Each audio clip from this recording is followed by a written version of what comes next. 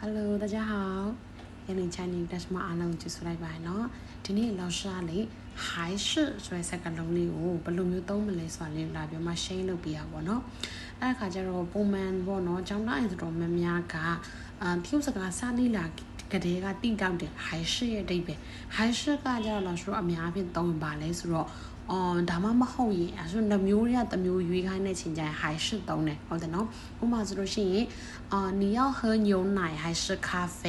အဲ့တော့နွားနုနဲ့ကော်ဖီရဲ့ကြားထဲမှာတစ်မျိုးရွေးခိုင်းရောဟုတ်တယ်နော်ဒါဆိုရင်တော့ဆိုတော့ဟိုင်ရှိသုံးတယ်အဲ့ဒါဆိုရင်ဒါကျတော့နှမျိုးတို့တဲကလောက်ရှိတော့တစ်မျိုးရွေးရင်ဟိုင်ရှိကိုသုံးတာဒါပေမဲ့ဒီနေ့ကလောက်ရှိကအဲ့ဒီအမျိုးဟာတင်တာမဟုတ်တင်ပေးမှာမဟုတ်ပေါ့နော်သူရဲ့တခြားတနည်းကျောင်းသားရင်တိတ်မသိသေးဘူးပေါ့နော်အဲ့ဒါဘာလဲဆိုတာမပြောင်းလဲတဲ့အခြေအနေတစ်ခုပြောရမယ်ဆိုအခြေအနေတစ်ခုကမပြောင်းလဲသေးနေလားဆိုတော့ဟိုင်ရှိကိုထည့်သုံးလို့ရတယ်ပေါ့နော်ဥပမာဆိုလို့ရှိရင်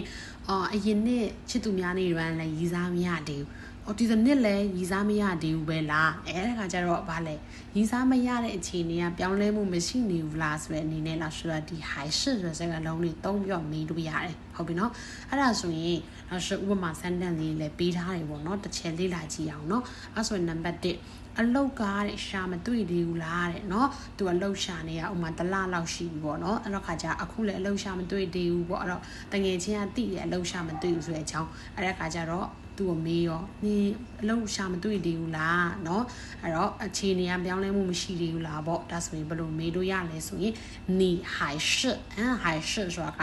သုံးပဲလားเนาะဒီအခြေအနေကမပြောင်းလဲသေးဘူးလားအဲ့တော့အနောက်မှာအခြေအနေလိုက်အခြေအနေကဘာလဲ没有找到工作没有找到ဆိုတာရှာမတွေ့သေးဘူးပေါ့နော်没有找到ရှာတွေ့ပြီဆိုတာဆိုတော့找到了လို့သုံးတယ်လေနော်အဲ့တော့没有找到ဆိုရှာမတွေ့သေးဘူးဘာကိုရှာမတွေ့တာလဲအလုပ်ဖြစ်တဲ့အတွက်ကြောင့်မလို့工作妈ဆိုတာလာအဲ့တော့你还是没有找到工作吗你အလုပ်ရှာမတွေ့သေးဘူးလား你အခုတည်းဒီချစ်သူရှာမတွေ့သေးဘူးလားဆိုရင်ရောအဲ့ဆို没有找到ရဲ့နောက်မှာသူဘာရှာမတွေ့ရလဲချစ်သူဖြစ်တဲ့အတွက်ကြောင့်男朋友女朋友စားထိုးထည့်လိုက်ရုံပဲ你还是没有找到男朋友吗ဟုတ်တယ်မလားလွယ်လေးပဲเนาะ没有找到ရှာမတွေ့သေးဘူးအဲ့တော့သူ့နောက်မှာလိုက်တာတခြားပေါ့သူရှာမတွေ့တဲ့အရာပဲဒါ老师တို့ပြောနေတဲ့စာမစီသက်ဘူးဆိုတာဒီလိုအဆင့်ချင်းသွားမယ်เนาะ找到了ဆိုရှာတွေ့ပြီသူ့နောက်မှာအလုပ်ဆိုရင်找到了工作အလုပ်ရှာတွေ့ပြီဟုတ်ပြီเนาะအဲ့ဆိုရင်ဆက်ကြည့်မယ်နင်လာစာမတိုးသေးဘူးလားလာစာမတိုးသေးဘူးလားเนาะ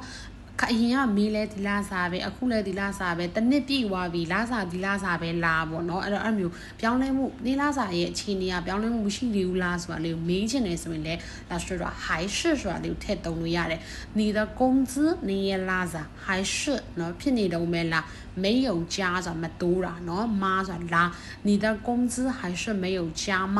你的工资还是没有加吗你拉စာမတိုးသေးဘူးလားနောက်တစ်ခုသူနဲ့ကိုဖုန်းမဆက်လာသေးဘူးလားနော်ဖုန်းကမဆက်လာသေးဘူးချင်းချင်းပြောင်းလဲမှုမရှိတာပဲဒါဆိုရင်他还是没有给你打电话吗他还是နေတော့ပဲ没有နော်မဆက်没有မရှိဘူး给你打电话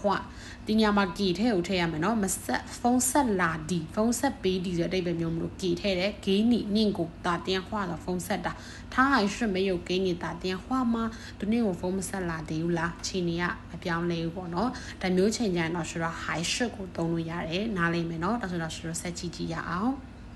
နောက်တစ်ခုပေါ့နော်နင်ဒီမှာနေတုံးပဲလားပြောမှဆိုဒီနေရာမှာပဲနေတုံးတော့ဒါမပြောင်းလဲတဲ့အခြေအနေတစ်ခုပဲမဟုတ်လားအဲ့တော့နေဟိုင်ရှ住ဆိုတာနေထိုင်တဲ့ဒီနေရာမှာဆိုတာနေရာဖြစ်တဲ့ကြောင့်တော့ဆိုတော့စိုက်ထည့်ရเนาะအဲ့တော့စိုက်这里ဆိုတာဒီနေရာမှာ你还是住在这里吗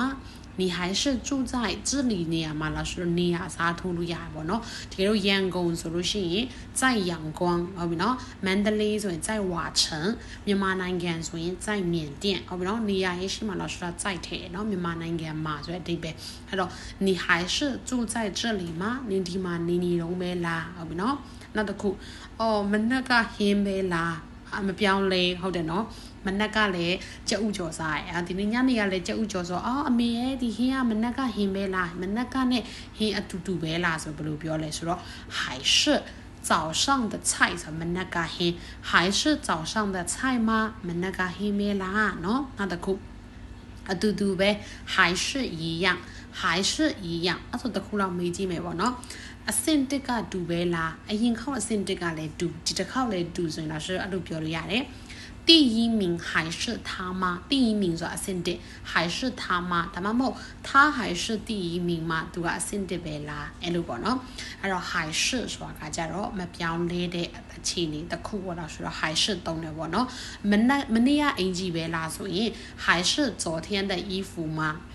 အင်ကြီးကမလဲဘူးလားပေါ့နော်ဒီအင်ကြီးမနေ့ကအင်ကြီးပဲလားဆိုရင်还是昨天的衣服吗အဲ့ဆိုနားလည်မယ်နော်အဲ့တော့还是ဆိုတာအမြဲတမ်းဒါမှမဟုတ်နေနဲ့မသုံးနေဘူးပေါ့နော်အခုလိုမျိုးနဲ့လောက်ရှိတော့သုံးတယ်နော်အဲ့ဒါခါကျတော့အဲ့တော့တကယ်တော့လောက်ရှိရဲ့အခုရှင်းပြတာလေးပေါ့နော်နားလေတယ်ဆိုလို့ရှိရင်နော်ဒီထပ်ပို့ပြောတယ်နားလေချင်တယ်ဆိုလို့ရှိရင်တော့ share video class တွေလာ join ဖို့မမေ့နဲ့နော်နောက် share video class ဆိုလို့ရှိရင်တော့ lesson 80တိတိပါဝင်ပြီးတော့မှအခုလို grammar pattern တွေအများကြီးပါတယ်ပေါ့နော် grammar တွေအများကြီးကိုဘယ်လိုသုံးရမှာလဲဆိုတာလေးကိုအရှင်းလင်းဆုံးနီးလန်းလေးနဲ့သင်ထားပေးရဖြစ်တဲ့အတွက်ကြောင့်နောက်ရှိတော့ပေါ့ပပနဲ့တရုပ်စာလေ့လာတော့လို့ရတယ်ပေါ့နော်တရက်ကိုပေါ့နော်အဲ့ဒီမိနစ်40ပေါ့နော်မိနစ်40မိနစ်50လောက်အချိန်လေးပေးလိုက်ရုံနဲ့တင်နောက်ဆိုဒီ2လ3လမှာဆိုလို့ရှိရင်နောက်ဆိုတော့တရုပ်စကားကိုတော်လေးပြောလာနိုင်တဲ့အခြေအနေတစ်ခုကိုရောက်နိုင်တယ်ပေါ့နော်အဲ့တော့အလုပ်တစ်ဖက်နဲ့ပဲဖြစ်ဖြစ်ကိုကကြတော့ video class ကိုပဲအချိန်ပေးနိုင်တာပဲဖြစ်ဖြစ်နောက်ရှယ်ဒီ class တွေကိုလာ join လို့ရတယ်နော်သူကတော့သင်တန်းကြီးကတော့9000ပေါ့နော်